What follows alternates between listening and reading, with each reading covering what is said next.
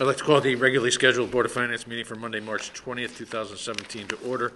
Our first order of business is to receive the audit report for fiscal year 2015-2016 as prepared by Bloom Shapiro. And Nicoletta, are you going to be making the presentation? Thank you. You're welcome. Nicoletta McTeague, our partner. I'm partner with Bloom Shapiro, the auditing firm. And I'm here to present the results of the audit for fiscal year ending June 30th, 2016. I'm going to start my presentation with a comprehensive annual financial report, or CAFR. So the report is quite big. I'm going to just go over some highlights for the audit, financial highlights, and then a few other reports that we issue as part of the audit. If you go to page 1 of the financial statements of the report, that's where the independent auditor's report is located. So it's not really the first page of the report because we have to go through the introductory section of the reports, which starts with on page I with the transmittal letter. And we have after that, the certificate of achievement, org chart, and then principal officials. Those are considered introductory section, and they are not part of the us giving opinion on the financial statements. The opinion starts on page 1 of the report, and it goes for about 3 pages. So the first paragraph of the report spells out the financial statement that we are auditing and the opinion units, which are governmental activities, the business type activities, the discretely presented component unit, each major fund, and the aggregate remaining fund information of the town for the fiscal year ending June 30th, 2016. Now, these financial statements are responsibility of the management. So management prepares financial statement. Management is responsible to make sure that the internal control over financial reported exists and they are functioning properly. Us as auditors, we are responsible to make sure that financial statements are presented in all material respects fairly and they're free of material misstatements. As part of the audit, we look at the internal controls over financial statements, but we do not give an opinion on internal controls. So basically, all that big paragraph section on the auditor's responsibility says overall. The opinion or the opinions are on page 2. So we use plural because there is more than one opinion unit in the report. As I mentioned at the beginning, we have the overall town, we have business activities, we have each major fund, and we have the aggregate remaining fund information. So our opinion is unmodified or clean opinion. It's the highest form of opinion that you can get from an auditor. Following the opinions paragraph, there is a paragraph on the change in accounting principles. And this paragraph is mostly to emphasize the fact that during preparation of financial statements ending June 30th, 2016, the town implemented GASB 72, which is fair value measurement and application. Our opinion was not modified from this implementation. The requirements of GASB 72 are on note 3 to financial statements, and they really were additional disclosure on top of other disclosures that were in the financial statements, but did not change anything other than that. When we go to the notes, I'll stop at those pages and we'll go over GASB 72 and the changes in the report. Following that paragraph is the section for other matters. We have a section on our report about required supplementary information. Included in required supplementary information is the management discussion and analysis, which is prepared by management, and it gives the story of the town, how they did in the current year in comparison with prior year. But we do not give an opinion on the management discussion and analysis. Included in the required supplementary schedule information will be some other schedule related to pension, which there are on pages 62 through 69 of the financial statements. Again, they are required information in the CAFR, but we do not give an opinion on those financial statements. But in the same time, they are very, very important schedules, and because they put your information in the context of economic and historical perspective, especially the pension reporting there, where eventually all those schedules are going to be for 10 years, but for now we have them building up 2 or 3 years based on which exhibit we are talking about. But they eventually are going to be 10 years information and going to give good historical perspective of all the information that's included in there. In addition to the required supplementary information, we have some other information in the report. As I mentioned at the beginning, the introductory section where we have the transmitted letter and the org chart and principal officials is considered other information and is not part of our audit. The same token, the back information in the statistical section is not part of the audit. We do not give an opinion on that. There is another section in the report, which is the combining an individual non-major fund financial statements and schedules. Again, those are responsibility of the management. We issue an opinion in relation to the basic financial statements on those exhibits, but they're not part of the basic financial statements, so we just issue in relation to opinion. And the very last section of the opinion, that's on top of page 3, is other reporting required by government auditing standards. So there is another report we issue that's a report of internal control over financial reporting that's bound together as required with the state and federal single audit, which will be the 2 smaller reports that we issue. So the same report as required by Yellow Book or government auditing standards is bound in here, and when I go over these reports, I'll point out where that report is. So that's the report that if there were any significant deficiencies or material weaknesses, which the town doesn't have any, that's where you would find that information. So to sum up the audit results on the basic financial statement, we had an unmodified or clean opinion on the financial statement. So I'm going to skip through the management discussion analysis, but I'll encourage everybody to read this section because it's a very good analysis prepared by the management for relating to the financial statements in the current year in comparison with prior year. The basic financial statements start on page 14. In the pages 14 and 15, the first 2 exhibits are what we call government-wide financial statements. Those 2 exhibits represent the financial information of town as a whole. And the opinion units that you have here are the governmental activities, which is made up of all town's funds, with exception of all governmental funds, with exception of trust and agency funds are not included in there. Business type activities are the 3 enterprise funds that the town has. So the total of governmental activities and business type activities makes up what is considered primary government. And included in the exhibits 1 and 2, we'll have financial information regarding the component unit, which is the Guilford Library Association. For current year, the net position of governmental activities ended up at $48.5 million. Business type of activities, $1.7 million for combined $50.2 million. And to see the change from the prior year, you could go on page 15 or exhibit 2, that the net position for the primary government increased by $4 million from $46 million to $50 million at the end of the current year. The first 2 exhibits are prepared using a full accrual basis of accounting.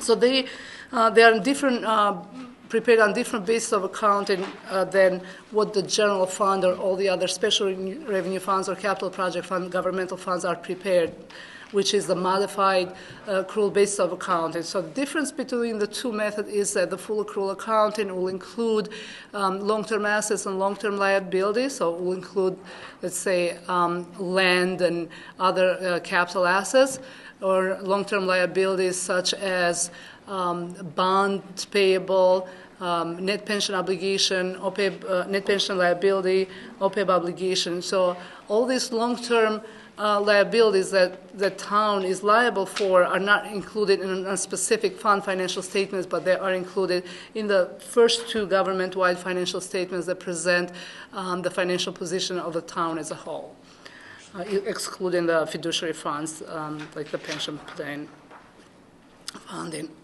On page 16, we have the balance sheet for governmental funds. Each column in this exhibit is considered a major fund. So the town presents general fund, and general fund always is considered a major fund. So general fund, building project, high school construction are major programs, and all the other major funds and all the other funds that do not satisfy the criteria to be considered major funds are included in the non-major governmental funds column. And the detail on what makes up those non-major governmental funds is presented in the back under combining schedules that I mentioned at the beginning. So on pages 16 and 18, we have the fund financial statements for governmental funds, with page 16 being the statement of revenues, expenditures, and changes in fund balances. Now, these two exhibits, as I said, they are prepared under modified basis of accrual. So a reconciliation between the two bases of accounting is necessary. So you'll see that reconciliation on page 17 and page 19. So basically, what page 17 does takes the balance sheet on modified basis of accounting, modified accrual, takes the negative fund balance of $19 million, puts all the reconciling items such as long-term assets and long-term liabilities to end up with a net position of the town of $48.5 million. And all the individual reconciling items are listed there. So as I just said, total governmental funds ended the year with a negative $19.4 million. General fund ended the year with $10.6 million on page 16. Bonded projects and high school construction had negative fund balance of $6.9 million and $26.3 million respectively. General fund balance of $10 million includes the $8.2 million of unassigned fund balance, which represent about 8.5% of total expenditures for the year. So the change in fund balance will be on page 18. General fund increased by $1.7 million. Bonded project, the net result of the activities was an increase of $10 million, and that is as a result of the bond issuance of, majority of it is a result of the bond issuance of $16 million, and high school construction fund balance increased by $2.6 million, which again, there was a bond issuance of $15 million included in the results of operations. And on all other non-major funds, there was a decrease of $197,000 to bring the fund balance for that category to $3.2 million. So now this change, so net change in the fund balance was an increase of $14.5 million in the year ending June 30th, 2016, and that is reconciled with that change in net position of governmental activities of $3.7 million that we had on Exhibit 2, which is basically the change on all the long-term assets and liabilities during the year. So on page 20, Exhibit 5, we have statement of revenues, expenditures, and changes in fund balance.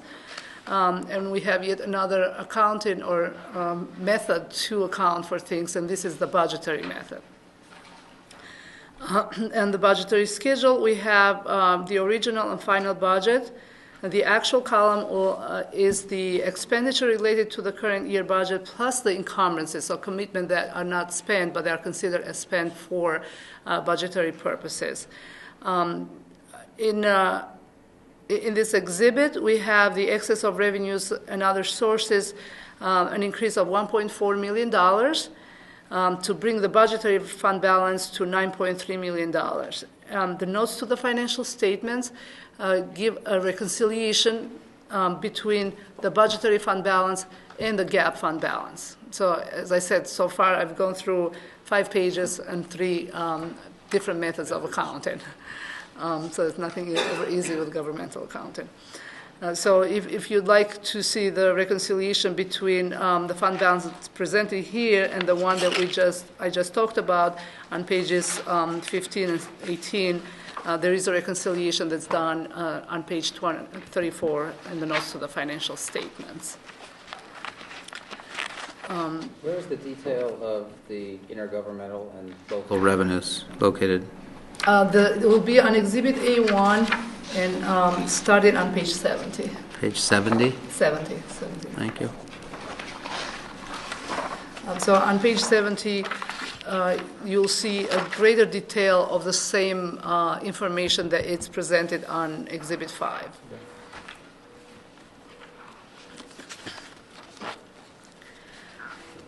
So these were the governmental fund financial statements, and on page 21 or Exhibit 6, we have statement of net positions for proprietary funds.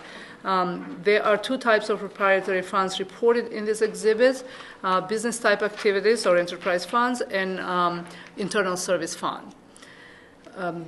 The Marina Fund is presented as a major fund, and the non-major fund includes the other 2 enterprise funds, and the details for that will be found under the combining statements, and that will be on pages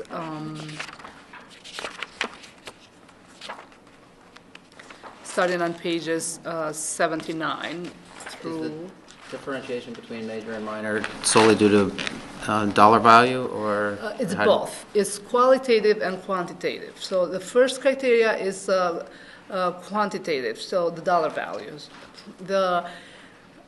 If a fund satisfies the criteria for the quantitative criteria, and I'll tell you what they are, you have no choice but to report it as a major fund. But a fund could be smaller in size, so it doesn't satisfy the quantitative criteria, but the management can decide to report the fund as a major. So, and the 2 number criteria are the fund has to be the either asset, liabilities, revenues, or expenses or expenditures have to be 10% of the fund category, let's say of the governmental funds, or higher, 5% or higher than the combined. For example, if I take a fund bonded projects, either the assets or liabilities or revenues and expenditures have to be 10% that the total governmental funds, assets or liabilities or expenditures. In addition, they have to be higher than 5% of combined governmental funds and business type activity funds. Right? So if we are comparing the asset category, it would be the total. The assets have to be total that 5%, higher than 5% of $22.5 million plus, if I go on page 21, plus the total assets of $1.9 million, which will be $24 million, so should be higher than 5% of the $24 million in order for it to qualify for the asset. But only one of them has to be higher than that, either asset, liabilities, revenues, or expenses. Gotcha. So either 5%, 10% higher than total governmental funds, or 5% higher than the total of governmental plus the enterprise fund. For the enterprise fund themselves, they have to be 10% higher than total enterprise fund, or 5% higher of the same category, total enterprise and governmental fund. So these are the calculations that the management goes through to decide which funds should be reported as major funds. So for the business type activity, so I'm going back on page 21, the combined enterprise funds ended the year with a net position of $1.7 million, and that was an increase of about $372,000, as shown on page 22, the statement of revenues, expenses, and changes in net position. Again, there's kind of different terminology here because other governmental funds that were presented on modified base of accrual. This one are presented as accrual, are presented using the full accrual accounting, and now here we are talking net position versus fund balance, so we're talking the governmental fund. So it's a slight terminology change there and a method of accounting. Internal Service Fund is the medical internal service fund, ended the year with $1.4 million, which was an increase of about $731,000 for the current year. And on page 23, we have the statement of cash flows, which is prepared using two methods, the direct and the indirect method, as required by government standards. On page 24, is the statement of net position for fiduciary fund. The first column is the pension trust funds, and the second column is the agency funds, student activity funds. The pension trust funds they ended the year with a restricted net position for pension benefit of about $55 million, and the change from the prior year will be on page 25, statement of changes in net position for fiduciary funds. So you can see that the net position in the current year increased by $1.9 million, or 3.6% over the prior year. So I started the year with $52.7 million and ended with $54.6 million roughly. Which actually is very good in comparison to what I've seen as of June 30th in a lot of other towns. So this concludes the exhibits part of the basic financial statements, and on page 26, the notes to the financial statements start. The notes, for the most part, with the exception of one new note that we had this year related to fair value presentation, are consistent with prior year. And the purpose of the notes is to tell about the entity and to explain in more detail significant items of the basic exhibits that I just went through. So as I mentioned in the beginning, we have GASB 72 was implemented for the current year, and that information is on page 38 of the financial statements. So what GASB 72 did to governmental reporting is to kind of make it kind of similar to reporting that was being done for several years under FASB, where now the readers have to be made aware of the levels of input that were used in coming up with fair value of the investments that are in the financial statements. Because we know that financial statements include estimates, but the higher the level of these inputs, the more estimates are being used in the financial statements. But in case of your town of Guilford, all the investments are level 1. The excluded from that table are are the U.S. government securities and U.S. government agencies. Something wrong with that table.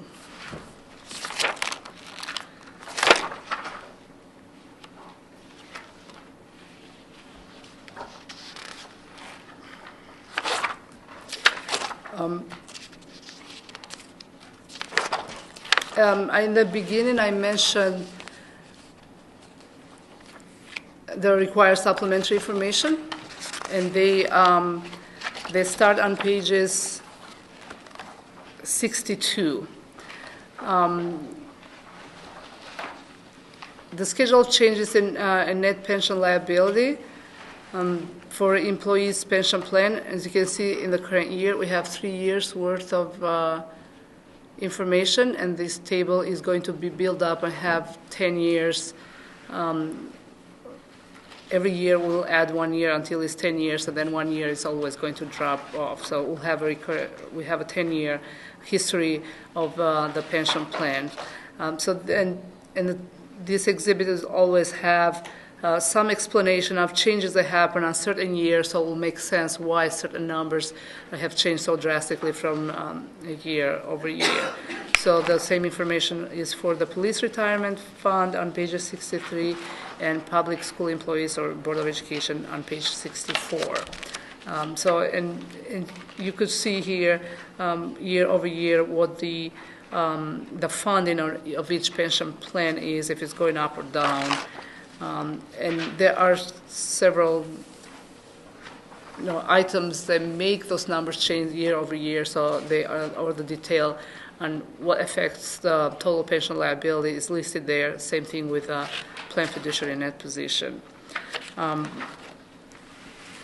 Starting on page 65, and so page 65, 66, and 67, there is information regarding the employees' pension plan and their the required contribution and the contribution that was made every year. So if the difference between what was required and what was contributed is a positive number, that means that there is a deficiency in contribution, and if it's a negative number, that means that the town contributed more than that was required for that particular year.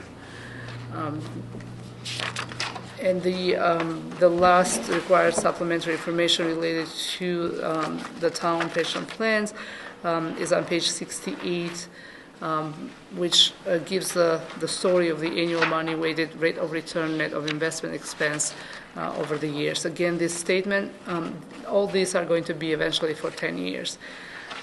Teachers' retirement information plan is on page 69. There's no liability in the town's books related to teachers' retirement now, not yet. The only liability that is here in the notes to financial statement is the state's proportionate share of the net pension liability that is associated with town, which in fiscal year 15 was $67.5 million, and fiscal year 16 is $73 million. And the percentage of funding went down from 61.5% to 59.5%. So this is what basically I wanted to cover when it comes to CAFR, or Comprehensive Annual Financial Report. But if you have any specific questions, I could answer them. Anyone have questions at this point, or you want to have an opportunity to review the materials and submit a list of questions, or anybody? Right off the bat? No. For some quiet reading time at home? Right. We will, if anybody has questions, we'll submit a list of those to you. So. Okay, thank you. So I would like to move on to the federal single audit report, and I will go over quickly the makeup of the report. So what this report is, at the table of contents, you can see that we have several reports included in here. The first one will be the independent auditor's report on compliance on each major federal program.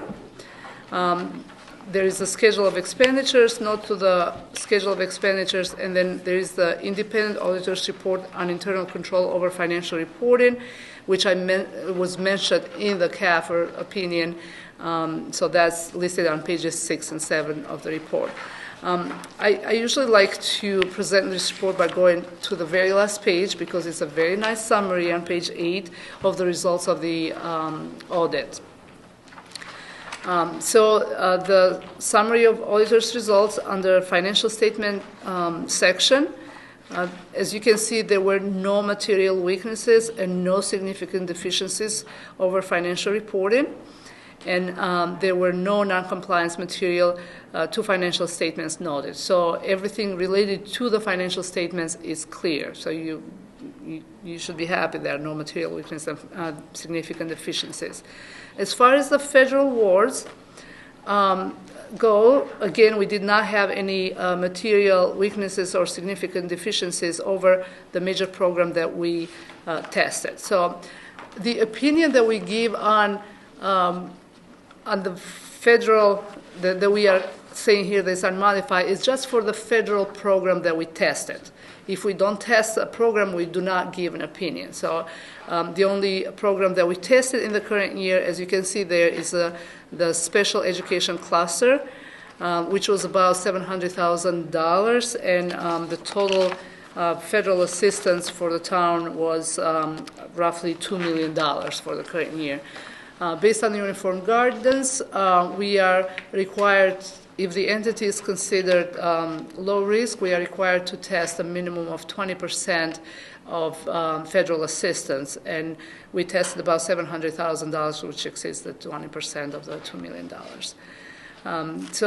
We have nothing to report as far as the federal awards go. So the opinion on the compliance over requirements of this major program that we tested is unmodified, and also we did not have any material weaknesses or significant deficiencies over the controls on the federal programs that we tested.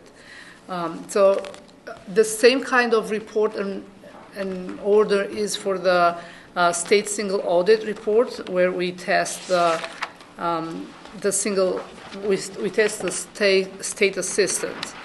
The requirements of how much we have to test when it comes to the state assistance is different. We have to test at least a minimum of a 50% state assistance.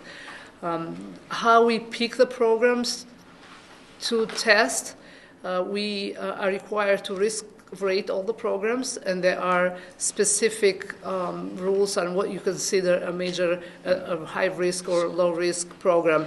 If a program is over, in your case, $200,000 and hasn't been tested in the last 2 years, it's considered high risk, so we have to pick it. So there is somewhat of rotating schedule of the state assistance that we test, but in the same time we have to reach that minimum 50% we have to test. So sometimes we might end up testing the same program over and over just because we need to reach the threshold for testing of state assistance. So in the current year, we tested 3 programs: Town Aid Road, a local capital improvement program, and urban action bonds. We did not have any findings on any of these programs, so the type of the auditors we issued for all 3 programs is unmodified. Also, we did not have any material weaknesses or significant deficiencies of internal controls over major programs that we tested. And again, the top section on this page 9 of this report is the same as it was under federal single audit, so I didn't repeat that part of it. So overall, good news so far. There are 2 other smaller reports that we issue. One is a letter that's addressed to the Board of Finance. Did they get that? Yeah. Which is required by the Statement of Audited Standard 114. There are certain things that we are required to include in this letter, starting with explaining if there are any new accounting pronouncements that were implemented during the year, which I mentioned, GASB 72, the most important one, and then 76, which is the hierarchy of generally accepted accounting principle for state and local government. That did not have any effect on the reporting, so that's why it was not mentioned there. As part of preparing financial statement, there are certain estimates that are included in there, and on page 1, second half of the page includes The estimates. Okay, so I'll just go over this. Mary Jane will distribute that later. No, it's not that one. I guess you don't have that. So basically, what we are required to present here to tell you if there were any estimates, which we have. I've listed a few of them, all of them. One of them is net pension liability, because there are a lot of actuarial reporting and calculations that go into coming up with that, what their net pension liability is. The OPEB obligation, the useful life of the governmental activities, of the capital assets of governmental activities and business type activities is an estimate. The allowance for doubtful accounts is an estimate. Also, the incurred but not reported liabilities for the internal service fund is an estimate that is done by the third-party administrator and approved by management. We did not have any difficulties performing the audit since Mary Jane started. So we really, I would like to thank her for very hard work and, coming completely new to the town and catching up as quick as she did, and did, in my opinion, a wonderful job. Good. It's nice to So, Congratulations, Mary Jane. we did not have any disagreements with management, and management for both the town and Board of Education signed a management representation letter, which was dated February 28th. So you'll be getting the report from Mary Jane. If you have any questions, please reach out to me. And there is another report that we issued, which we call it Management Advisory Letter. So just keep in mind, it's advisory letter. So I'm repeating again, it's Management Advisory Letter. There's nothing wrong with either internal controls that we have discovered, but this letter is usually issued to emphasize the fact that might be some things out there that you might want to consider in order to make your processes and controls more efficient. So it's best practices. It's not that you have either internal control deficiencies, them being material weaknesses or significant deficiencies, but some things that you might want to look to fix just to make your operations more efficient. So with that said, we noticed that certain things, even though we believe that they are done, but they're not documented as done. And so I've listed there the review of bank reconciliation and the review of journal entries. Again, if we thought that those things were not being done, that would have been elevated to a higher level of finding, to either significant deficiency or material weaknesses. But as auditors, when we come to a town, we like to obtain an understanding of internal controls and to see how these internal controls are followed. If there is no formal documentation of those internal controls, we don't know if it was done or not. Right. But through the testing, we didn't find any problems with those areas. But we recommend as a best practice to document those controls by either initialing the bank reconciliation or the journal entry, just to make sure that those controls are being followed. So. I have a question regarding that. Is that, I'm sure there's someone or a couple of people in the finance office that do journal entries on a daily basis or weekly basis. I'm assuming that's not the individual we're looking to have review them. It needs to be an independent. Correct. It has to be somebody other than the preparer. Other than the preparer, right. So that would fall to you? Is that for both journal entries and bank reconciliations? Okay. And there was another comment last year, which we repeated this year, which is about fraud risk assessment. Right. That does not mean that there is fraud in town, that we are thinking that somebody committed fraud there and we didn't catch it or whatever. It's just that something that we recommend to our clients to take in consideration and see if they could do, if the town or Board of Ed could do a fraud risk assessment.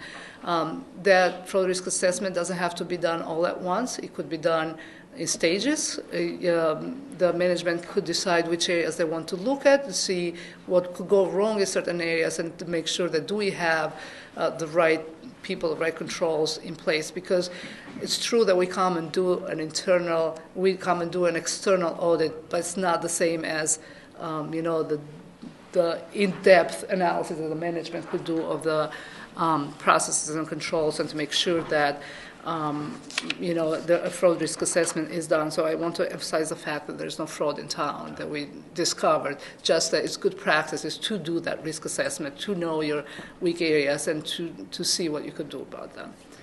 So that's the purpose of that second comment. Okay, a couple of points there. One, I think this is a possible discussion with the Board of Selectmen whether or not we want to entertain a fraud risk assessment.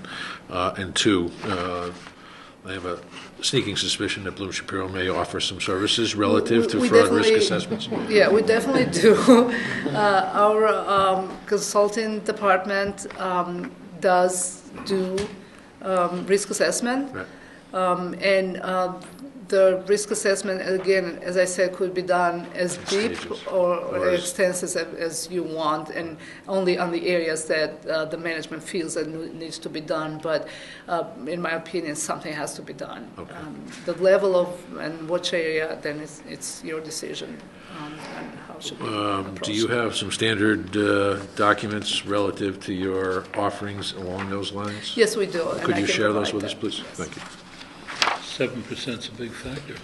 If that's the national report. That's a national report, yes, that 7% of revenue is lost due to theft.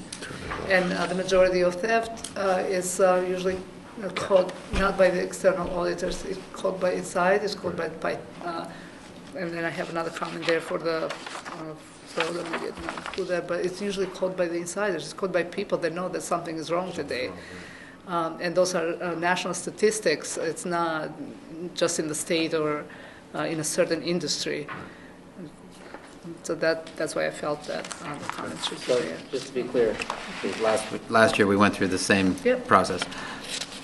I think you just said that you felt something should be done, but the scope of which was up to us. I don't want to put words in your mouth, but I think that's what you said. And last year, you did not say that.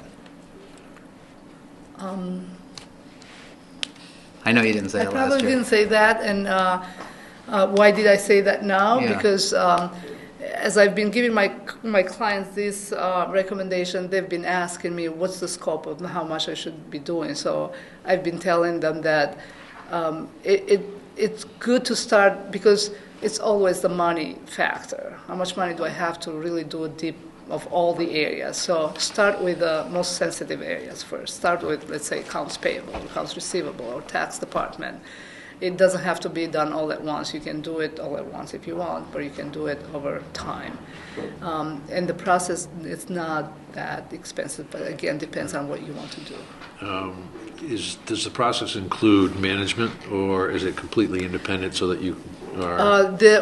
It starts by interviewing people. Let's say if you do tax department, interviewing people in the tax department, people outside tax department, to get an understanding of how everything works or what people are saying about how they think that things are working. So management is involved in the sense that there are questions just like everybody else. Okay. But they are not actually part of the discovery. No. But you're really looking at processes to evaluate the potential for fraud. You're actually not doing a forensic study looking for missing pieces, which in theory you should have caught with the audit anyway. Correct. Okay. Just to go back on the review recommendation, is there a time frame that you suggest? I mean, the bank reconciliations, I would imagine, be monthly, but for journal entries, is there? Every single journal entry at the point when it's done and before it's posted in the system should be reviewed. So it should be done every day. Okay. And every time a journal entry is done. Okay. Thank you. Anything I else? actually do have one substantive question on the report, the CAFR specifically. And you had, I think you sort of touched on this by saying that there's, you ran through 3 different methods of accounting for the fund balance, and that may very well be the answer.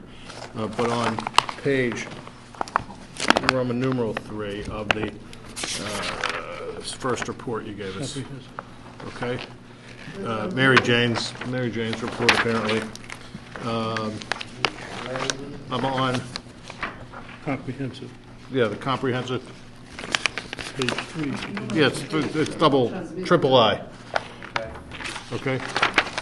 And under long-term financial planning, it indicates that, Mary Jane indicates that the the unassigned fund balance in the general fund as of June 30, 2016 was 9.1% of the operating revenues. And then 2 pages later, or no, quite a few pages later, actually, number 4 of the management discussion and analysis, there it indicates that at the end of the current fiscal year, which is June 30, 2016, right? The unassigned, sorry? Now I'm on number 4. Page 4. Management discussion and analysis. There it indicates the fund balance is 8.46%. And it looks like it's using the same language, the unassigned fund balance of the general fund. Is there some explanation for those different numbers? I believe the first one was comparing it to the revenues, and the second one is the percentage of the expenditures.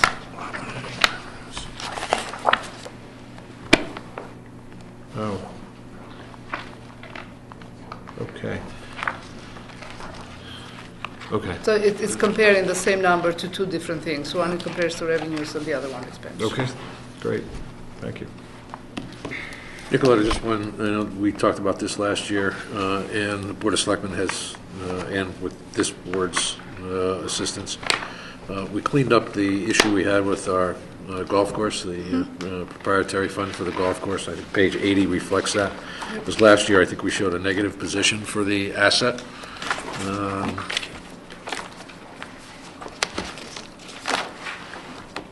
We didn't have a negative position, but we were getting close to it. It had been eroding, right? The change in that position was negative. So. Right, and I know we had talked about trying to clean that up, and that has since been cleaned up, though, Yes. right? Yes. Okay. Good. Anybody else? I'm wondering whether, this comes up every year, whether we couldn't get this report in advance of your appearance and presentation of the report, whether we couldn't have benefit of the report, say, a week before you come in to report to us. We delivered the report about 3 weeks ago. Did you not receive a PDF version? I did. Couple days. Yeah, within the past week, we got Right, it. right. PDF version, Yeah. it's the same thing. Yeah. We delivered it 2 days after the report Right, date. so, I mean, we have these packets, and I wouldn't want to mail them, but Right. if you prefer this early instead of the PDF, Yeah. Just then- one after the other. I think, the sooner they can be distributed would be helpful. That's fine. This year, and this year was an unusual circumstance. This is the latest that this has been presented to us, I believe, only because we had a finance director leave at the end, last summer. We had an interim, excuse me, it wasn't interim, was it? What was the official title? Temporary. Temporary. Consultant. It was a consultant, right. Financial consultant. Exactly, and then Mary Jane didn't fully get on board until the end of October.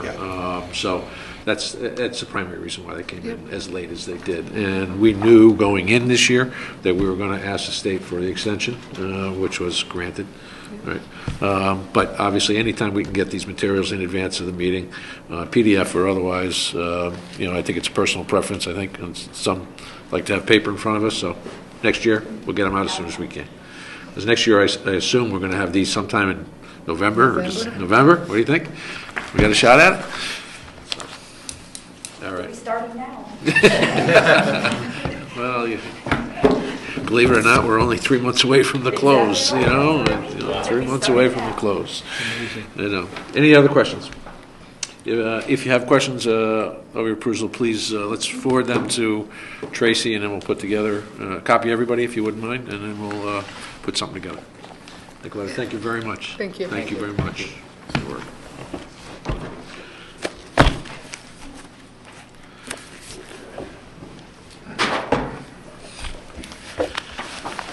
All right, item 2, public forum. Anyone wishing to address the board in public forum? Hearing none, let's move on to item 3. That's approving the minutes. 3.1 would be the regular meeting minutes, February 16th, 2017.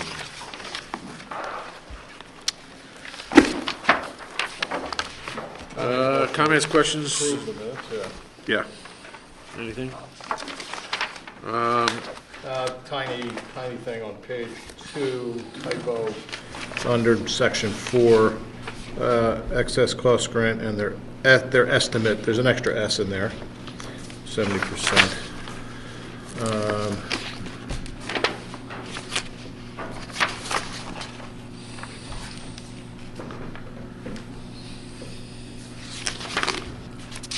Changes. Yeah, so here's a substantive change, which I'm almost certain, if not the specific words, the essence of this came up on page 7, middle paragraph that starts state grants and intergovernmental revenue. It says the BOS decided to include ECS revenue of $2.3 million, which is a 15% reduction from the current year. But I believe there was also discussion that was in addition to a 5% mid-year cut to that same item, Yes. right? Yes, So the total was 20%. I would suggest. It was that 15% over the adjusted number. Right? Well, actually, 15%. So what I wrote down was after Or- a mid-year reduction of 5% from the state. Okay. Does that sum How it about up? we write it to a 20? What I had said was after an earlier mid-year reduction of 5% from the state. Does that accurately say it? It was 15% from the mid-year reduction, Okay, so 20% from the budget okay, of 2016, okay. 2017, excuse me. Tracy, you got that? Okay, thank She you. knows it. She knows. Tracy's got it? We'll take care of it. Good. Is that it, Lou? That was it for me. Ken, you Correct. have it? Just a couple of semantic quick things. Bottom of page 4, the second line, it says their budget assumptions are to provide, I would say their budget priorities are to provide a safe and blah, blah, blah. It's with regard to the Board of Education's budget being presented. Yes. Second line. I would replace assumptions with priorities. On page 6, at the bottom, this happens throughout the document, it says 1,086,000, then it says $1,000. I would take the word thousand out because it actually looks like, what would that be, $1 trillion? That'd be a lot of money. Yeah. That'd be a lot of money. That happens in other places throughout here. And I don't think it's in these minutes, but in another set that happens again. I would take out the word $1,000. $1,000, good point. Anything else, Ken? I think that's all That's I it. caught on. I just had one, and this is more of a question, and Jason, maybe we'll get to this a little bit later. On page 2, Mrs. Balistrati noted that the expenditures approximate 51.3% of the budget. But second sentence is, she added that they received $1.379 million, or 72% of the excess cost grant, and their estimates were 70%.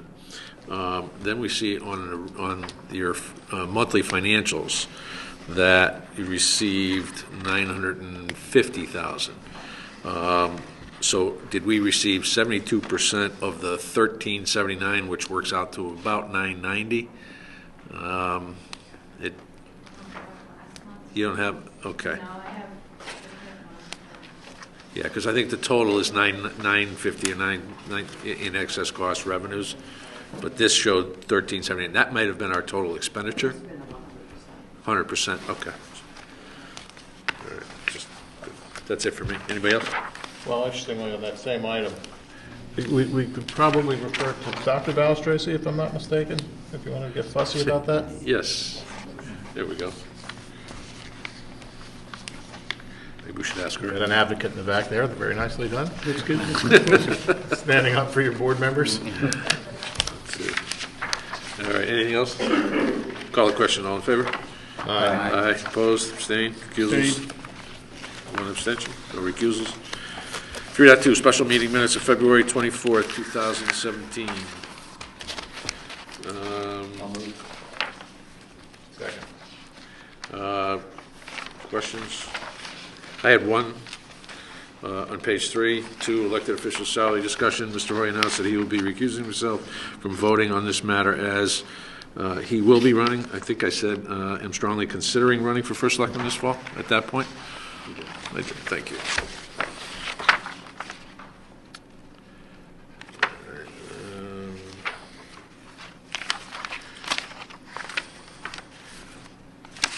Just one other item to note. I think the discussion we had on revising reports was a good one, a good start, and we've seen the use of the, well, it'll be fits and starts, but it's cleaner, and we're using the Munis system, which is more efficient from a staff perspective. Is that?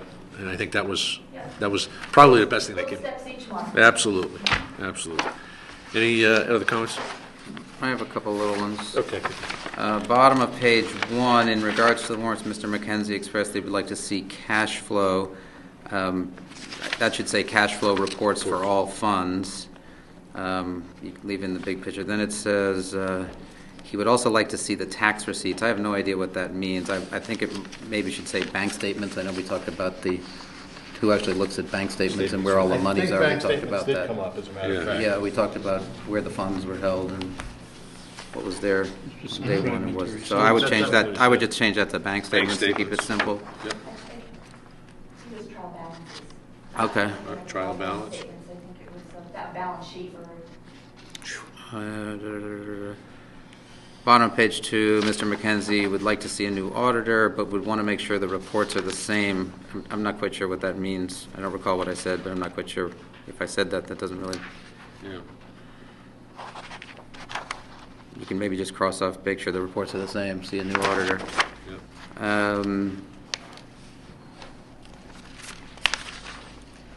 On salary discussion on page 3, Board of Selectmen, Mr. McKenzie suggested that the Board of Selectmen be paid $100 for every meeting.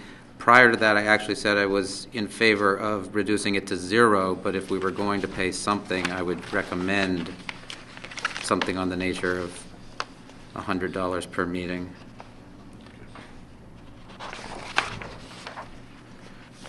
And then on page 4, Mr. McKenzie felt that the current salary of $96,000, this is for the first selectman's salary, the current salary is not $96,000. I believe it's $110,300 based on the report we saw.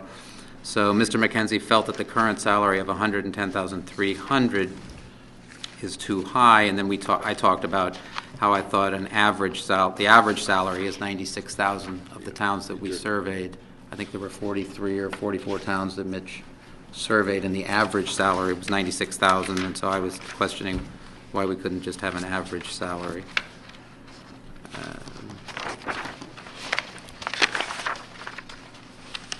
That was Anything else? it on that.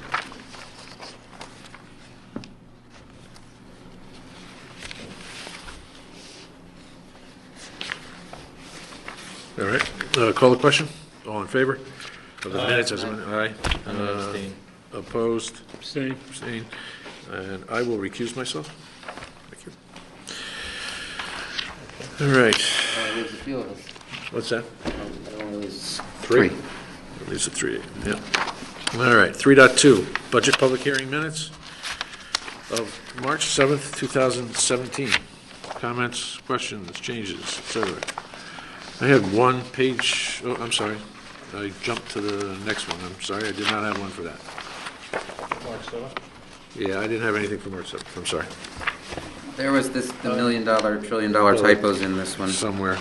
Page 4, 1, 2, 3, 4, 5, the 5th page, under town government budget presentation, down to where the bullet points are, 2 lines up. I would take out the word 1,000. Yeah.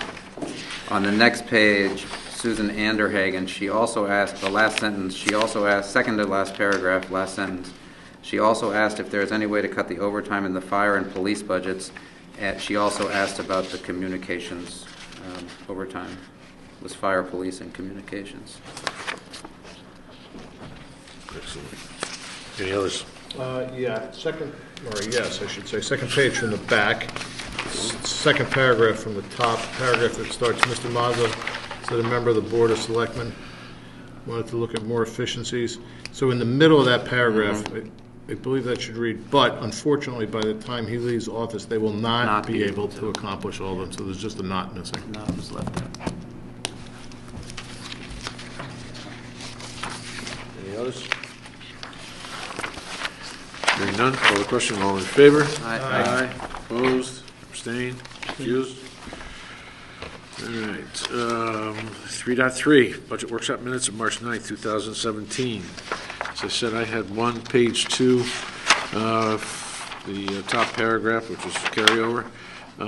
Board of Ed budget totals $58,770,136, which is a 1950908 increase. I think that is the total increase, which represents 2.09%, Yeah.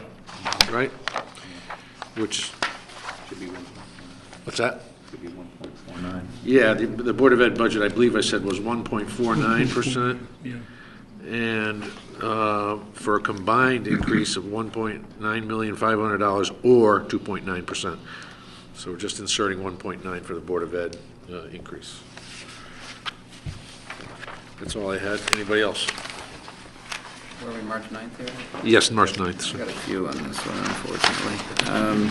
Page 2, some typos. Town made a 20% reduction in ECS. It says EECS. End of the first paragraph. End of the second paragraph, the word whole is spelled incorrectly. Second to last paragraph, Mr. Mazza, what bothers him is that he hasn't here. That should be heard from CCM. So those are just typos. Yep. Page 3, or it's paragraph, second to last paragraph, Mr. McKenzie said ideally he was hoping. I did say that when I started. Let me see here. Hold on a second. Yeah, I have a whole bunch here. Well, here's what I think it should say. Okay. The goods and services we've come to expect and like in Guilford cost more than we currently pay. It is highly likely that our taxes are going to go up either through state sales or income tax increases or through real estate tax increases. Or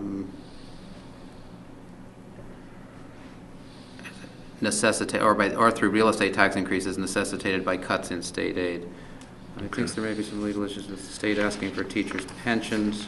This is when we talked about the pensions for a while. I said that I thought there would be some legal issues with the state asking for teachers' pensions, and since they seem to be adamant about getting at that money, they can extract it through the ECS and/or ECG and/or MRSA. So that was. I can rewrite that. add that. I can. Would you like me to write something to the? Okay. Yeah, we'll table the minutes until we have that. Okay. Anything else?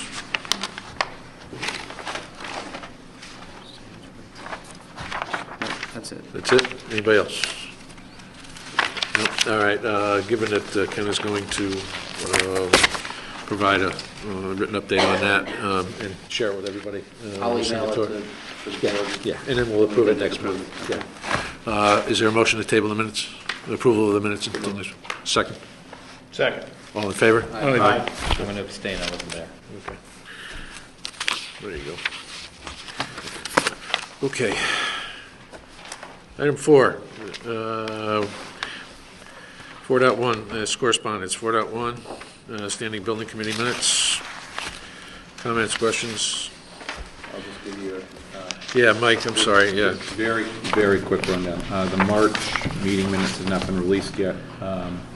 Obviously, I did attend that, but only for 10 minutes because we had our meeting that night. So, or one of the, it was either the hearing or workshop. I did attend though, and I asked about the February minutes. I had a couple of questions. One of them had to do with status of a meeting with Johnson Controls with 3 boards, and I was told that that was being looked at for the end of March. I have not heard anything since then, but they were, that was Mr. Gurnham who had stated that. I don't know if Joe's heard anything, but that was one question I had, and then I had another question regarding the bids on Baldwin, and if that was still on schedule, and the bids are due back March 20th, which is today, and they were on schedule, so. They had an opening today.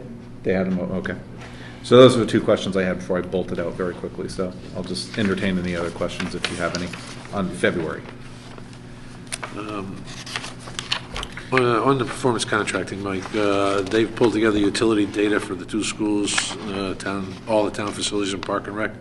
Is that something that can be shared, or is that proprietary information for their purposes? I know it was very much in a draft form. Okay. I don't see why it couldn't be shared. In fact, they did it in a PowerPoint presentation. They might be a little bit leery about sharing it only because it was draft, but I think if you put a big, huge watermark on it, it says draft, it should be fine.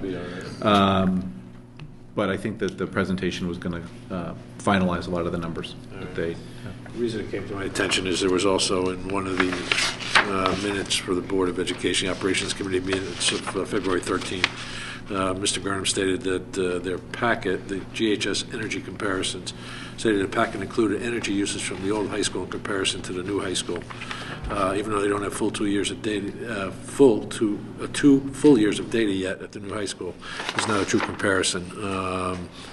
But they're starting to collect that stuff, and I know that's been a question here about the difference in terms of the utilities. Right. If that is that information that we can get from the Board of Education, the same documentation, that would be great. All right. Thank you. I was reading this, and I don't want to steal Mr. McKenzie's thunder on this solar energy thing. So if you want, drives me crazy. so I'll start, and you can jump in. I was going to stay quiet. There's a couple things I don't understand. I mean, I'm just having a hard time with the section where they talk about if they need to make roof repairs, they're going to have to take this equipment off the roofs, and there's going to be some loss in the corresponding. The exact language is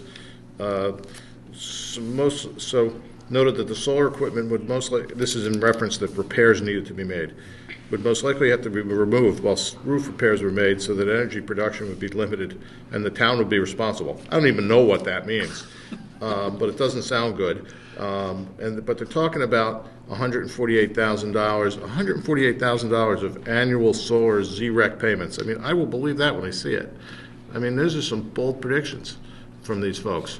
And they're talking about an overall annual preliminary projected savings for year one, almost $600,000.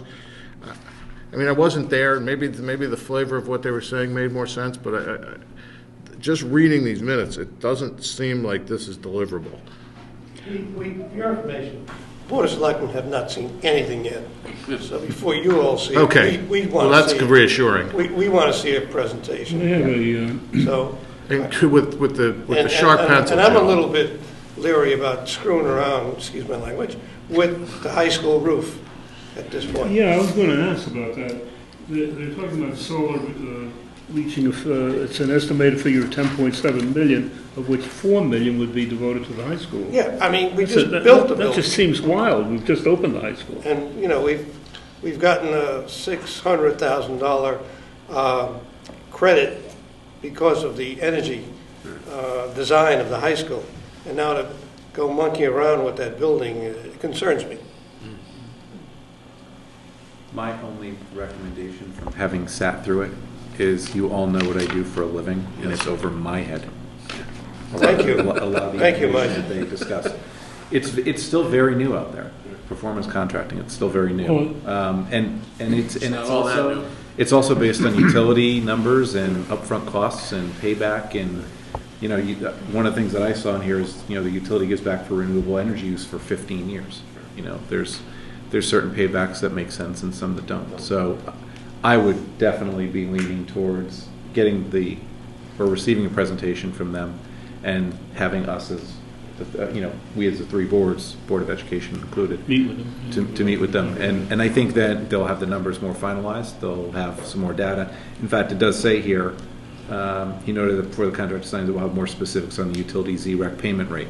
I mean, there are things that they've still got to work out based on the findings in Guilford that they find. So, They have quantified the inefficiencies of aging equipment. Do we have a listing of those? What the aging equipment is? well, I believe they received the facility assessment that was done And that was the basis of it? 4 years ago, 5 years ago. Maybe more. Yeah, but that's a long time ago. So they've received that, so, again, you're adding years, and then Cliff is probably, I'm assuming, informing them on what equipment has been replaced since that report was done. I don't think it's been a lot of equipment, major equipment. What has aged? Right, I mean, you 4 or 5 add age, years. and then, that was replaced because there was an emergency issue. In fact, I read in the Board of Ed meeting minutes that there was, when the power outage, brownout happened, good thing for capital improvement lines, right, putting a number in there. An emergency issue where something blew out, so. It can be very complicated. I will tell you that listening to the presentation, it seems to make a lot more sense. In the presentation, it's like, oh yeah, of course, but like anything else, you walk out of the meeting and you go, wow, what just happened? So I would leave it up to the experts to answer these questions. I wouldn't even want to try to on these. You can add me to the list of the skeptics here, the doubting Thomases, if you will. As Joe and I go back far enough to remember a performance contracting arrangement With Johnson. with Johnson and Ken as well. I'm sorry, Ken. That none of us could ever figure out whether or not we were actually saving money on it. And we were paying them back then. Well, those are those 15 years worth of lease payments for all the new It was a equipment. 15-year lease, I remember. One other aspect to consider is that I know we're potentially going to be doing the HVAC replacement up at Baldwin, and that could result in a substantial savings just in itself. That's right. So, That's right. And that's part of their plan as well, knowing what our plan is and incorporating that. So. Anything else? Nope. Let's move on to pension committee minutes. Comments, questions? Anything?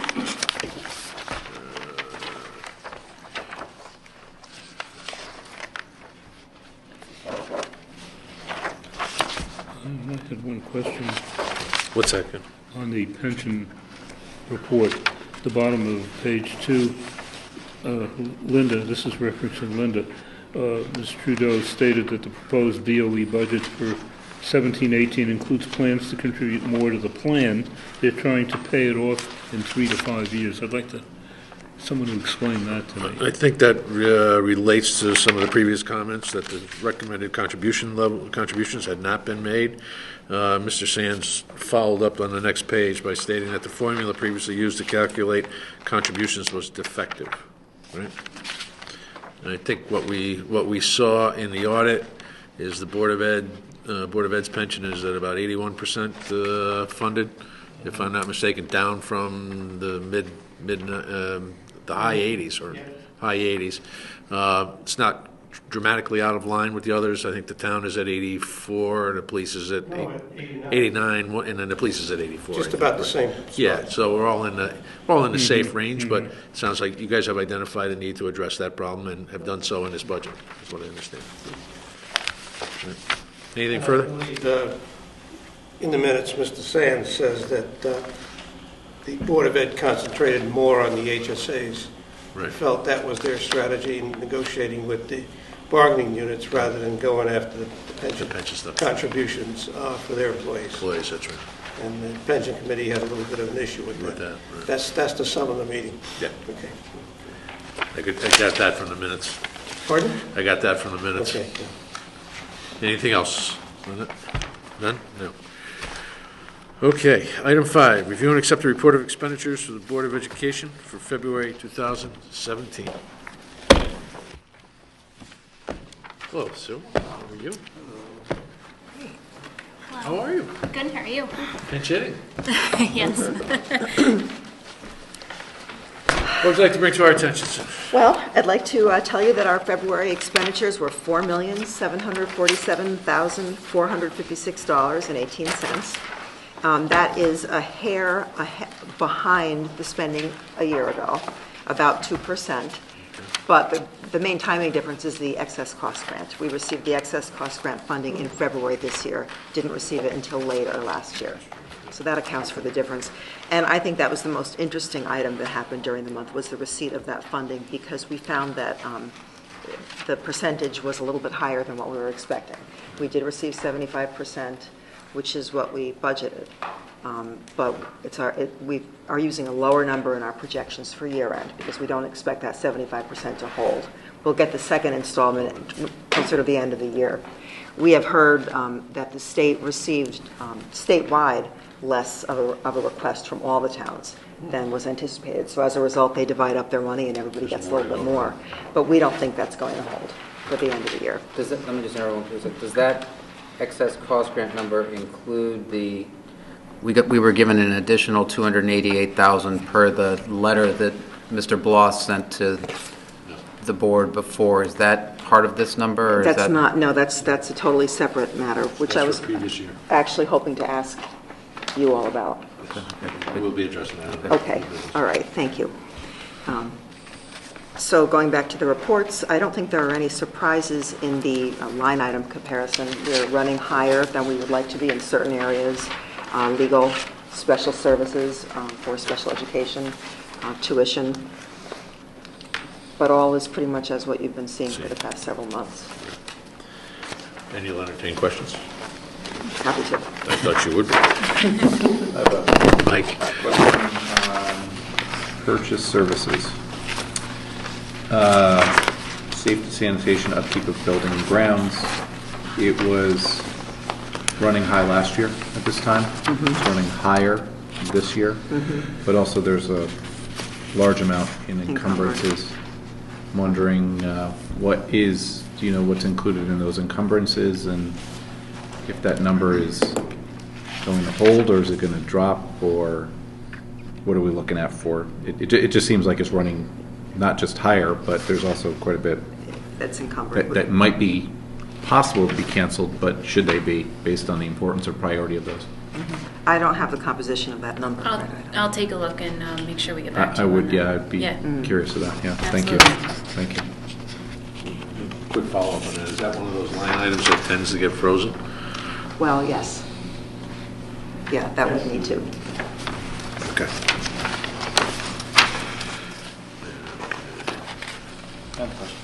Certainly. Substitute teachers, a little bit higher than last year. I know I'd asked at the beginning of the year that seemed to be running high. Have you noticed any trends with regard to teachers, or is it? Continuing to run high. It has been running high all year. Okay. It is about the statewide average. Okay. It's not unusual in Guilford. Okay. Oops, I'm sorry. Ken? I have a couple of questions related to tuition. First, I noticed in one of the supplemental sheets that you gave us, you've now identified high-cost in-district students. I haven't seen that phrase or that item included in previous reports. That's right. That's something new that Mrs. Trudeau has calculated. It's the same. Sorry, Sue? It's something new that Mrs. Trudeau has calculated for the first time. It's the first time we're seeing this. Can you tell us what we mean by high-cost in-district students? Sure. It's the same concept as the excess cost grant that we've always applied for out-of-district students, for outplaced tuitions. Same concept being that when we accumulate the costs that relate to a specific student, if we get to more than a certain multiple of the average expenditure, we can request reimbursement for the excess. We can do that for the in-house students as well. And so we have found that we've had a couple of students whose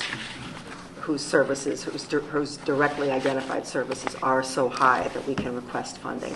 And the amount that we hope to apply for is $32,000.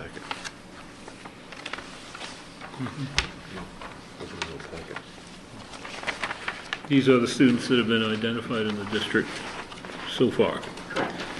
I've always asked about this, and generally I've gotten some explanations. I noticed on the page 6 of your warrants, where you identify some of the tuitions, I see that in one particular school, it references 4 tuitions. Then you get down to a very high number at the Grove School, and that's 1 tuition. Is that a tuition for the semester? See, halfway down, page It's the number of 6. students. So the 1 means the number of students that attend the school during that month. I believe Grove is monthly. Residential. It No. must be. So that is a 1-month figure. Yes. It may be 2 separate students there, that's why you see a duplicate.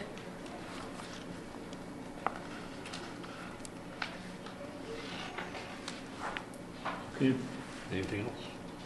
Just going back to the high cost in district, is that something that we have year in and year out, or is it just something that this year you've said we've crossed that threshold and we can identify it? I believe that's the case. Okay. Yeah. Any others? And could you give us some insight as to why special services has increased over last year? Again, we have more students in the in-house programs. Under purchase services? Right, that's special services, that's special education. The occupational therapists, Nursing. the different outside contractors they bring in. So the outside contractors fit in beyond, apart from tuition? Correct. That's correct.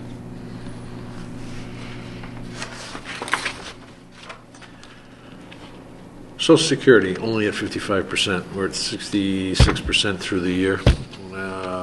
And a good portion of the teachers only get paid during the school year. Why is that as low as it is? And it was the same last year. It doesn't apply to the teachers. They're not part of it. That's right, they're not So, part of it, that's right. Yeah. It's a good question. I don't know the I'll answer have to that. to look into that one also. You got it. Well, I'm assuming it applies to paras, right? And building secretaries, staff, clerical. All non-certified. Yeah, all non-certified. Okay. It's an interesting number. Anything else? Yeah, I have a question regarding textbook recommendations in your, it's like your March 13th minutes. And it's regarding the world history and geography purchase, which is being recommended. I'm just trying to understand what is being bought and why. So there's the recommending purchase of 250 e-texts, which I gather is what's available to distribute on the Chromebooks, right? And then there's also something, 50 e-text / print edition packages. So is there, for some reason, 50 actual books, old school books bought as well? At least. I don't have that in front of me, but what we find is that when we can buy the electronic versions so that the kids don't have to carry this 40-pound thing in their backpack, we do have to actually purchase books. So we can have books in the classroom, and then kids can also access the information. So the books are left in the classroom? Theoretically, if everyone has a Okay, Chromebook. but what the students get to take home and read, they're doing all their reading, for the most part, on the Chromebooks? Yes, unless there were other circumstances would warrant a textbook to go home with the student. Okay, so it's not like under certain circumstances, a particular student is getting a book and other students are getting the Chromebooks, right? Not I'm aware of. Everybody's using their Chromebooks for the most part. For the most part, yes. Okay. Anything else? Mike? I have something that I couldn't resist but to bring up. It's right above that. It was on the resignation of Robert Loaza. Oh, yeah. And I couldn't help but almost get a tear in my eye because when I was in 4th grade, he was my teacher. So we're talking 40 years of service. And I could not help but at least mention that he put in a lot of years of service, and I That's right. wish him well. There are many thousands of children who will all remember him forever. Including all 3 of mine Yes. who had him at Adams. Yeah. So, yeah. That's right. So I wish him well. All 3 of mine as well. Yeah. Good Well man. done, Mike. Nicely done, Mike. Anything else for the Board of Education? Warrants, we're through warrants. Yep, good. If none, thank you very much for your time. Sorry to keep you out so late tonight with the audit report in front of you. Yeah, it would be for a financial person. Is there a motion to accept the bills of the Board of Education for the month of February in the amount of $3,755,408? So moved. Second. All in favor? Aye. Opposed, abstained, recusals? Thank you. All right. Mary Jane? No. How are you? Good, thanks. Good. Anything you want to bring to our attention at this point? Yeah, before I bring up my regular report, I would just like to pass out information related to the budget. The Board of Selectmen have approved where the $80,000 worth of reductions are coming, so I've given you a summary sheet that shows that and new printouts just for the 4 departments that are affected. So Thank you very much. pass those around just for so that your budget books are up to date. Yeah, exactly. And that you can see where they are. It will be printed in the paper as such.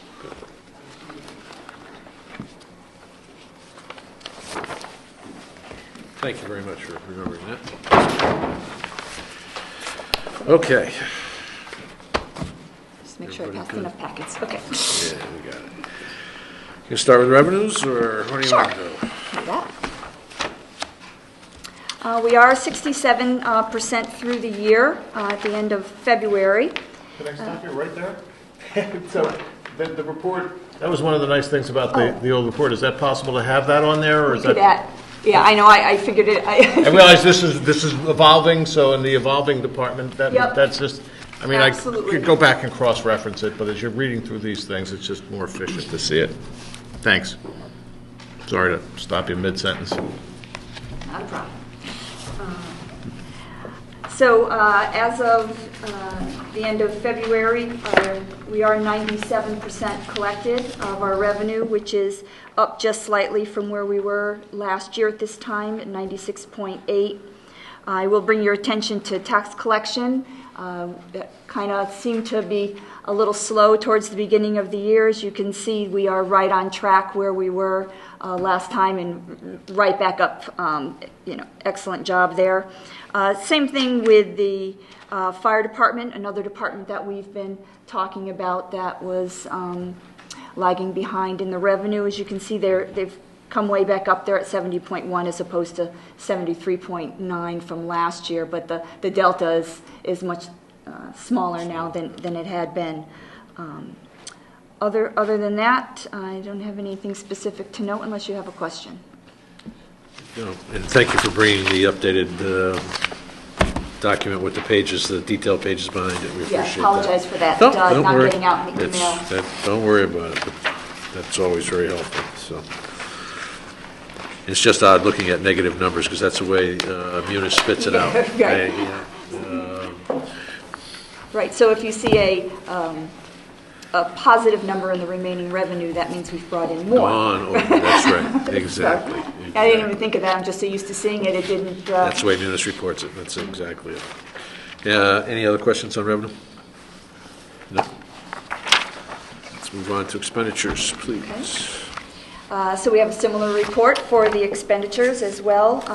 Again, as I noted, we are 67% through the year and 64.6% through our full budget, a little bit less than this time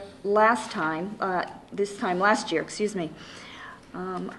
We've been paying close attention to engineering and public works, specifically because of the storms.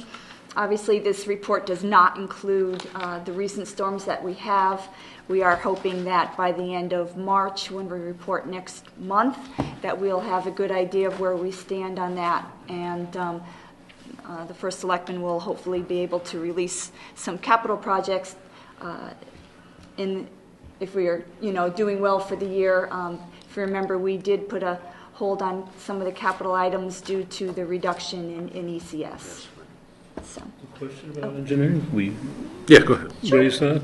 I noticed before the storms, this figure included, had the engineering and public works about 10% over last year, with increases in both fuel and equipment repair. Could we get any explanation for that? I don't know. As to why those two areas as to why those two areas are above budget right now? I don't have an answer for you right now, but I can get that. Encumbrances, yeah. Oh, right, encumbrances, I have to look at that. Yeah, you got 41,000 encumbrances on fuel. Right. And, Right, because if you'll note on the engineering line itself, if you were to take out the encumbrances, you'd only be 68% through the year. So a lot of those line items are affected by that. And the equipment, you got bears 116. 116,000 in encumbrances. Okay, other questions on expenditures? Other than engineering, the only thing I wanted to note is the revaluation. Although we are overexpended for the current year based on our appropriation, there is a reserve fund for that that would cover that. So we don't have to worry about that. Okay. So at this point, we're doing very well. When does that revaluation report come in? This fall. This fall, it's grand list. It's next October year. 1, 2017 grand list that they do Yep. against it. So, So before Thanksgiving? well, we won't see it. We won't see it. No. It would be maybe January 29th or 30th. What do you think, Joe? No comment.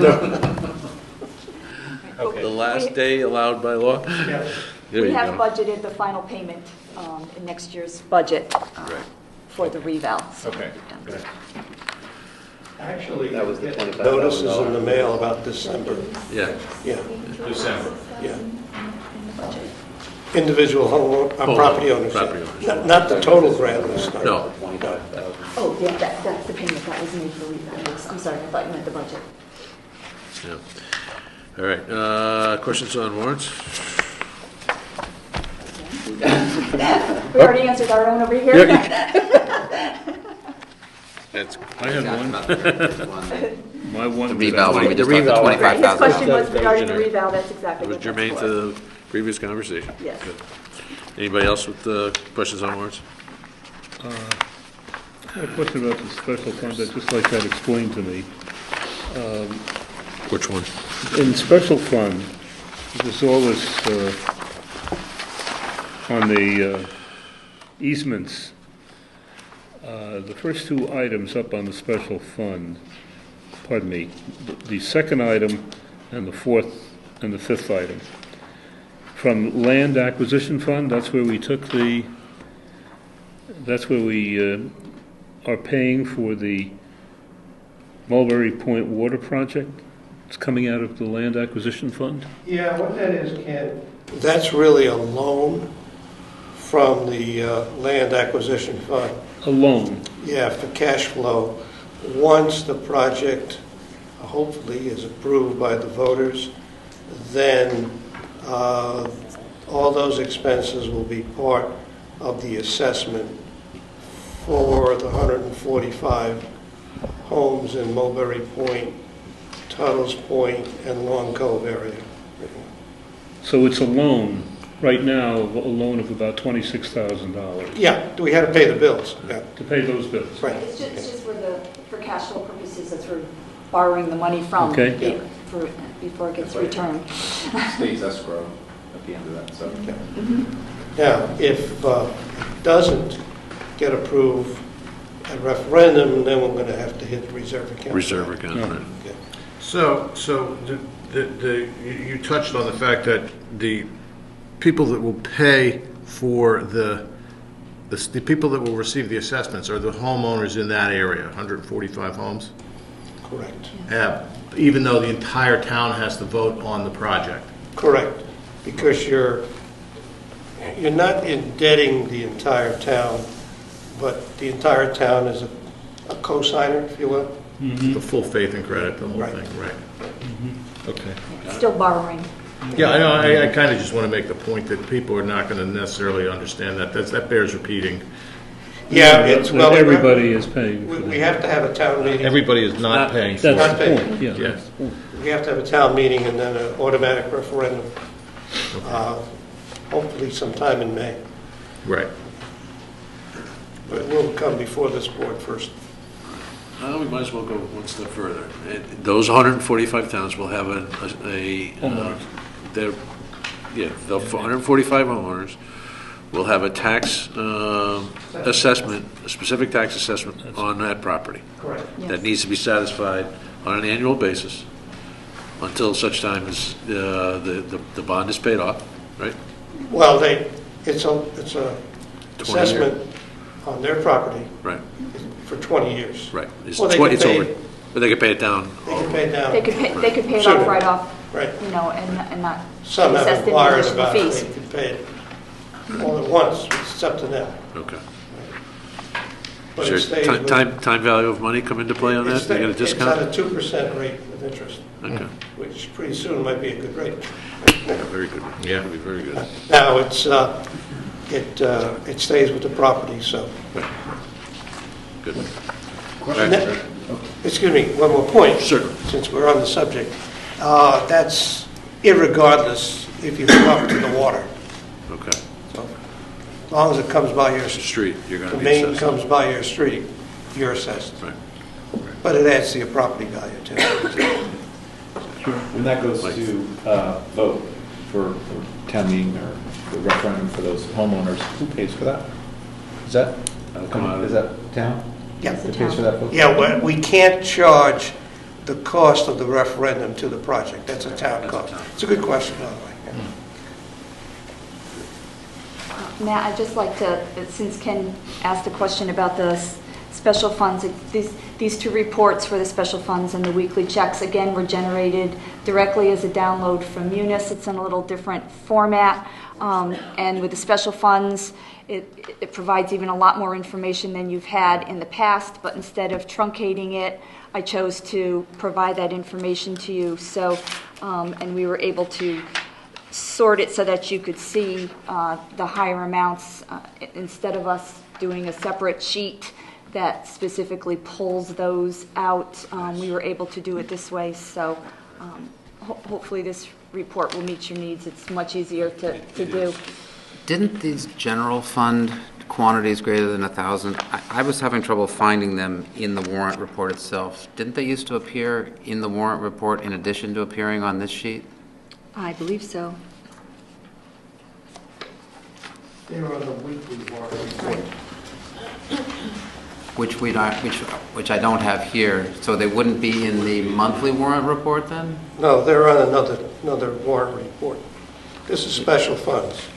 No, I'm talking about the No, he's general talking about the fund. general fund. Oh, yeah. There's three Because warrant reports. I couldn't find a number of these, maybe I'm losing my mind, but grab one and see if you can find it in the warrant report. I will go back and check on that to make sure that we don't And have the that issue in reason, the fr- and the reason that I caught it, or noticed it, is that the fourth one down to Farm Tech in Engineering and Public Works, I'm having trouble finding Farm Tech in here, but I thought I had it before. I see storage for winter salt and supplies of $28,000, but somewhere in here I saw 3 or 4 line items for winter salt and supplies, which I think totaled $17,000 or $18,000, so different from that, and that didn't say storage.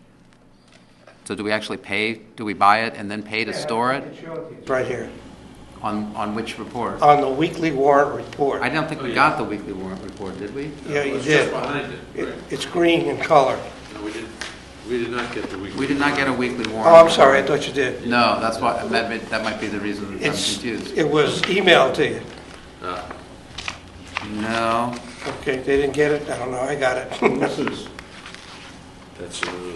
That's a total warrant, that's a monthly warrant. Yeah, I didn't get a weekly warrant. Okay, I'll have to check. because it says right here, greater than 1,000. Yeah, no, I Right, see that's that, what they see I that. see that, but it's not on the warrant report that I'm looking at. Usually I get a sheet that says, so I was trying to reconcile it talk with that. And it appeared to be different from, a similar line item Okay. that was in the report. Because the first one is Connecticut Water for $49,617 is what I'm looking at. Right. we Yeah, have that I have report. that here. Yep, I have that. Okay. It's gray here. Mine is green. It was probably green But to begin yeah. with, and a copier came out. But anyway, red. so the point I was making, Joe, is that I did, normally, I would find Good it. cross-referencing. Yeah, exactly, and I don't see anything to do Right, that. instead of taking the time to try to figure that out now, I'll Okay. make sure we, So should I save my warrant questions? Sure. Until I see the, There you go. that'd be fine. We're fine tuning. okay. All right, any other questions? We move on.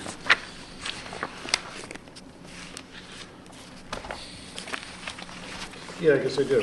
Sorry to jump in a little late here. That's So there's a modest expense for the EV charging station, which I presume is behind Town Hall. And that is, there's no charge, there's no like credit card device on that? Not for 3 years. 3 years. That's the deal that was made, that they would, that charging station was installed as a grant, Okay. and that, so people can use it for nothing, Okay.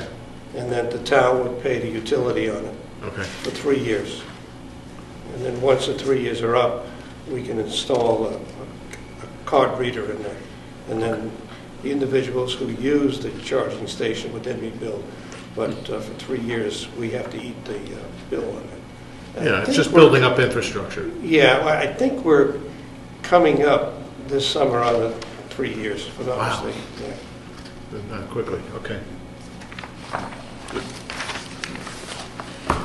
Anything else? Nope.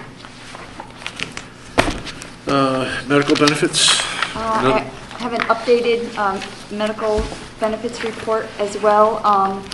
It doesn't change the numbers except to include the catastrophic claims And the ISO. for February. We've been getting the reports later and later from Anthem. We've met with them, we've begged them, we've cajoled, we've kind of just have determined we're going to get it. Yep. Unfortunately, after we send out the paperwork. But again, we had another good month as far as our expenditures in February. Of course, that is seen in the catastrophic claims because that's where they're moving to. They're not there. But overall, the expenditures are showing down. The catastrophic claims are up to 1.25 million, which is a savings so far of 371,000. As I explained to the selectmen this morning, though in our budget you'll see that our medical costs are reduced for the new year. However, the catastrophic claims, the ISL premium has risen because of this. We're still seeing a reduction in medical, but this has gone up the most within our medical budget. How big an So, increase? Do you know? I don't remember Percentage-wise, exactly, I'd just be curious but to it was see it was a significant number. Was. So at the moment, we are projecting a net fund balance of 2.349 million at the end of the year. The IBNR, I did some research on that. I think the new number for the year should be coming in sometime soon. I think last year it came in the end of March, so I'm hoping to be able to adjust that number for next month, assuming it comes in as I expect it to. All right, any questions? Good news there.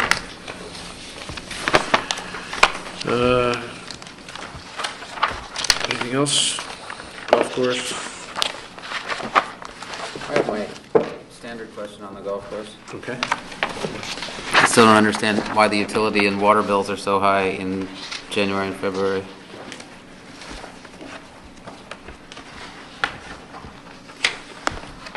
I'm trying to find the sheet, I just know I had the question. It's not the first time. Here we are, January.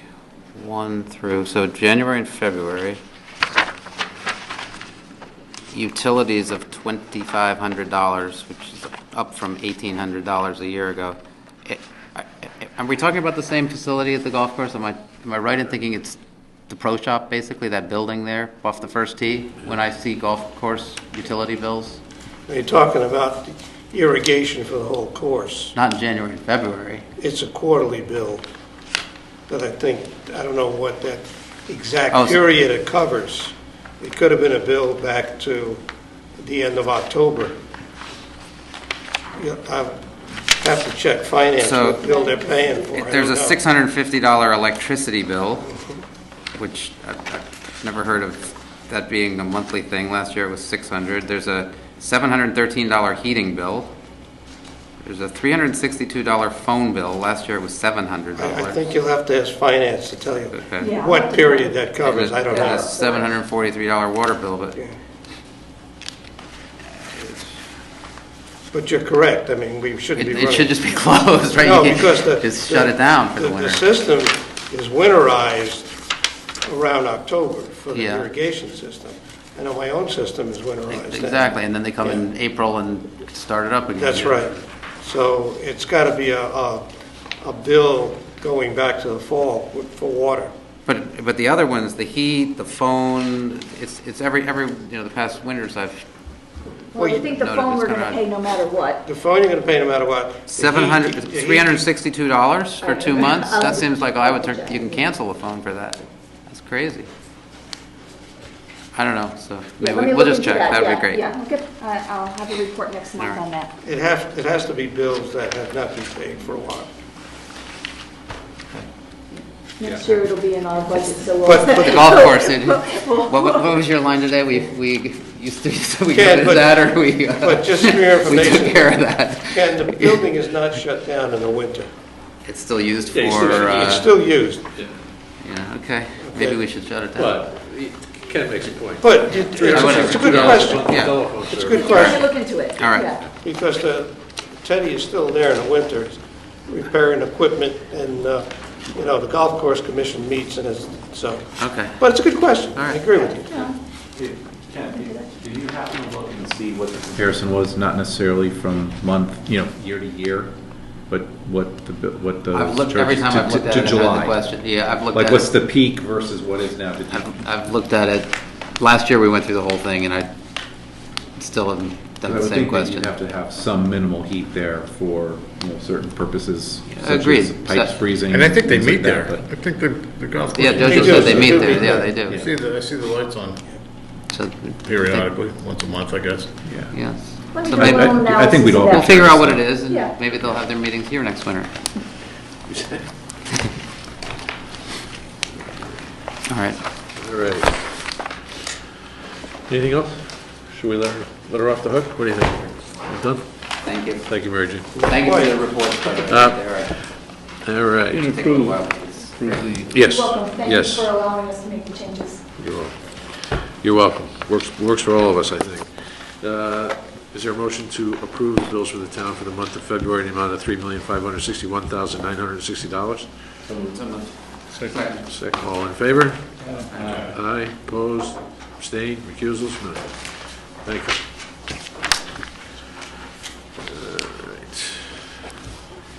All right, item 7, consider and take possible action on resolutions for bonding items for consideration at the April 18, 2017 budget referendum. We have the resolutions for the 6 questions, I believe. 1, 2, 3, 4, 5, 6. 3 for the town, 3 for the Board of Education. And these were prepared by bond counsel. We voted on it today. You guys voted on it and approved them this morning? Good. Why don't we take these one at a time, and with the, should be underneath. Well, somebody has filed. Let's wait. Is it fine? There it is, right there. Thank you.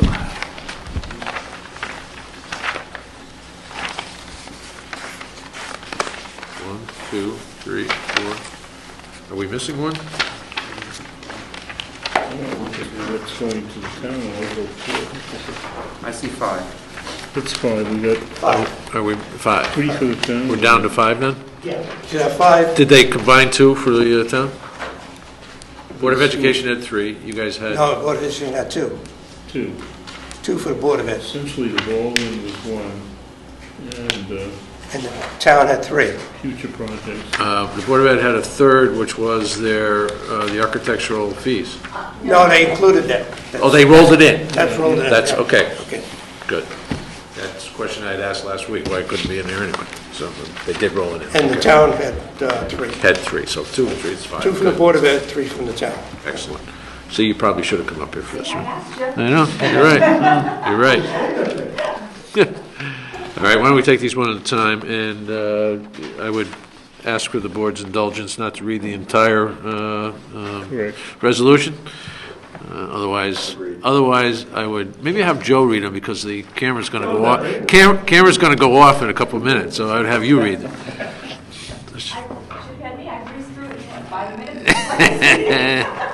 All right. Is there a motion to approve a bond question for $288,000 for costs related to improvements to various town facilities contemplated to include improvements to the elevator and to the fire alarm and other safety systems at Town Hall. 2, resurfacing of the skate park, tennis courts, and pickle courts located at Bittner Park on Route 77 in Guilford. And 3, improvements, equipment, and other work related to such facility improvements and to the financing thereof, and that the town issue bonds or notes and temporary notes in the amount of not to exceed $288,000 to finance the appropriation. Is there a motion? Second. Second. Comments, questions, et cetera? Ken? I sort of question the whole, this gets back to our whole budget and the revenue. You know, my kids use the skate park, the tennis courts, and the pickle courts to skateboard on instead of playing pickleball. But to me, given where we are with the budget, this is an additional, this is what I said before, we're incurring another $400,000 plus per year through this bond, if we approve all these. Right. You're in essence adding $450,000 to every budget going forward for the next 20 years. And I recognize that some of these things are perhaps essential, perhaps they could be rolled out a year, but, you know, we came in with the budget of, what was it, 2.44% increase, right. I think is what Right.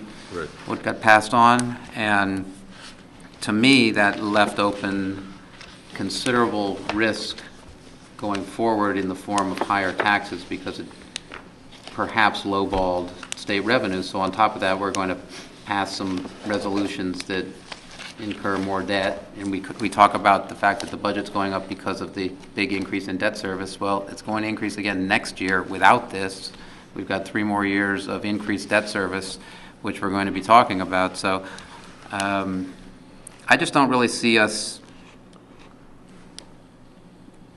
stepping on the brakes. I think we all recognize that we have potential revenue issues / spending issues / tax issues. I don't know that we are doing enough to address it. And again, you know, the very first one, like I say, I'm a prime beneficiary of, but I just have a problem with the whole thing. Okay, thank you. Anybody else on that? Mike? I guess the question, just to make sure it's confirmed, maybe it's more for the public, is how these, you know, there's going to be 5 questions, and why there are 5 and not combined, you know, versus town versus, you know, I don't want to say versus town and Board of Ed. When you look at this, it appears that they're grouped in, you know, property, equipment. So that's Roads. why, because I think when someone looks at this, they're going to say, oh, there's 5 questions. You know, why are we voting on 5? Why don't we just vote, you know, all the town and all the Board of Ed, you know, for those amounts. I mean, I don't necessarily have a problem with it, but when the more questions you have, the more apt it is to kind of pick and choose what you want to do. And I think that maybe with the exception of, you know, resurfacing, you know, I look at all these other items and think the appropriations are needed, and you know, whether it's equipment or public safety. So I don't know if there's, commentary or discussion we should have regarding that on why that is, why the number of questions? Bond counsel determines how they group them? Right. And how do they determine that? Based on type of service. Just the type of service? Okay.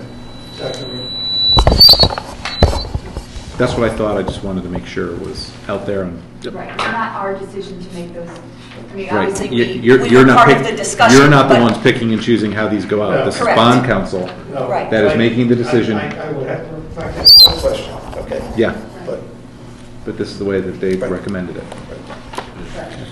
Is this the order in which it would appear on the ballot if we move this? Because, building on Mike's comment, I think the first proposal is the weakest. no, know the answer to that, Ken. Sorry? I don't know the answer, but I do know that the budget will be the first question. And then the Bonding Then section. the and then the bonding bonding referendums will follow. In what order? I don't know. We can ask bond counsel if there's a preference, or I don't think there is. We can do them in our own order. This just happens to be, we presented it to bond counsel from my original spreadsheets. They're just in that order, but how they're posed on the ballot, as long as there are separate questions based on bond counsel, they shouldn't have any issue with the order. I will say this. It will be a one-sided ballot on a 9x14 sheet. If we had one more question, it would be a two-sided ballot, which I wanted to avoid. But we will contact bond counsel tomorrow and ask the question. We'll get back to you. Can I jump in? Yes, you can. What, of this first 288,000, do you know how much of that is for the resurfacing of the recreational facilities? 188,000 is. Okay. And I so, have all the breakdown if you want me to go through them. sure, Certainly. thank you. The stuff we had 100 is for the town hall improvements, which is the elevator and electrical panel service the electrical panel. Okay. Yeah, we can go through each one. I can tell you what the breakdowns are. I will also add that the numbers do include the cost of issuance and capitalized interest. So that is all rolled into these numbers. Yeah, so I will correct myself. I think 175 is for the resurfacing. I forgot about the issuing cost. Okay. So the resurfacing of the skate park, tennis, and pickleball courts is a total of $183,000.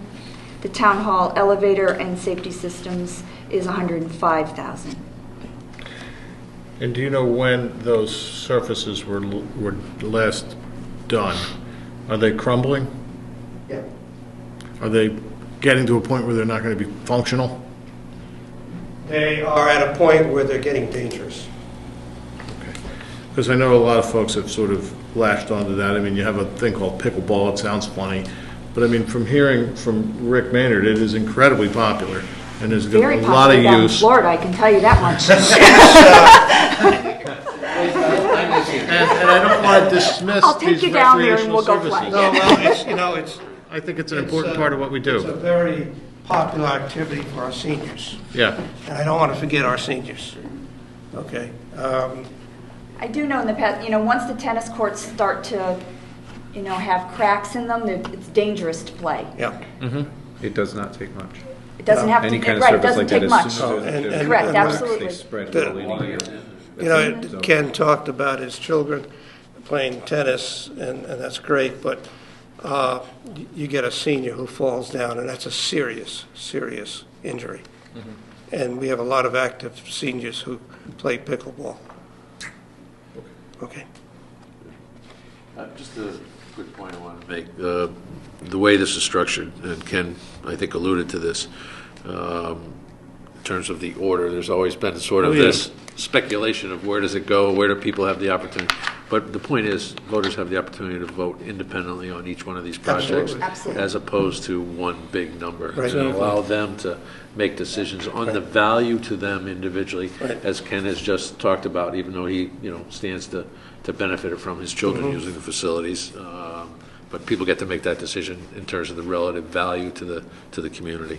And Right, because you'd hate to see some crucial,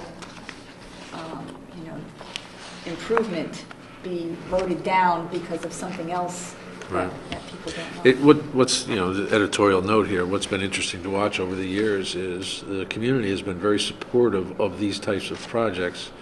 And I think it's long been viewed that people believe that protecting the investment in terms of things like, resurfacing and maintaining things is a valuable way to go as opposed to new things. And I don't mean to jinx the heavy rescue truck. And Joe, you did it again. You were so safe back there. That's why you walked up to me.